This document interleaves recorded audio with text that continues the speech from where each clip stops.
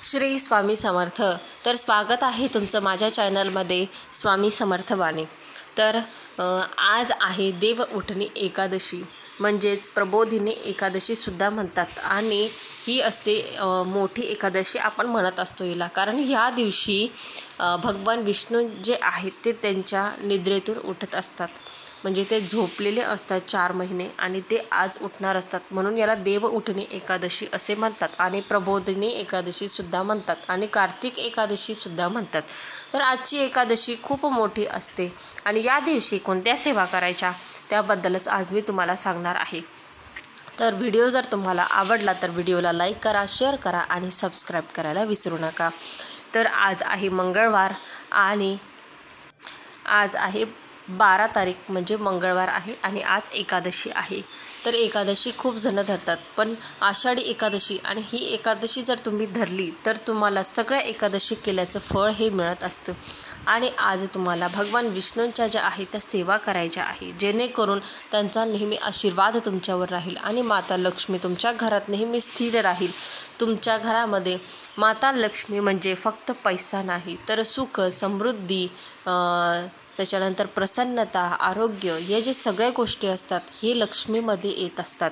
म्हणून तुम्ही जर भगवान विष्णूंच्या सेवा केल्या तर तुमच्या घरामध्ये पैसा, संपत्ती, त्याच्यानंतर धनधान्य, आरोग्य, त्याच्यानंतर प्रसन्नता, हे जे काही असेल हे सगळं तुमच्या घरातून कधीच जाणार नाही।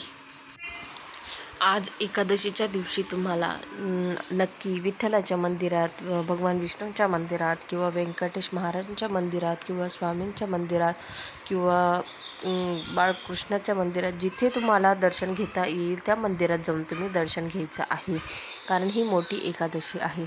आणि आज तुम्हाला व्हिडिओ थोडा उशिरा झाला माझ्याकडून, पण आज तुम्हाला आपल्या बाळकृष्णांची जी मूर्ती असेल किंवा भगवान विष्णूंची मूर्ती असेल त्याच्यावर तुम्हाला अभिषेक करायचा आहे। पंचामृताने करा, पाण्याने करा आणि जेव्हा अभिषेक करणार त्यावेळेस तुम्हाला एक वेळेस श्री सुक्तम, एक वेळेस पुरुष सुक्तम, एक वेळेस रामरक्षा हे तुम्हाला म्हणायचं आहे। आणि ते जे तीर्थ आहे ते तुम्ही पिलं तरी चालेल, घरातल्यांना थोडं थोडं दिलं तरी चालेल।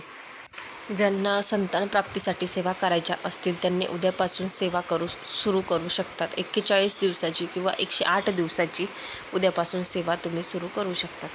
तर बाळकृष्णांच्या मूर्तीवर तुम्हाला अभिषेक झाल्यावर बाळकृष्णांची मूर्ती पुसून व्यवस्थित ठेवायची आहे।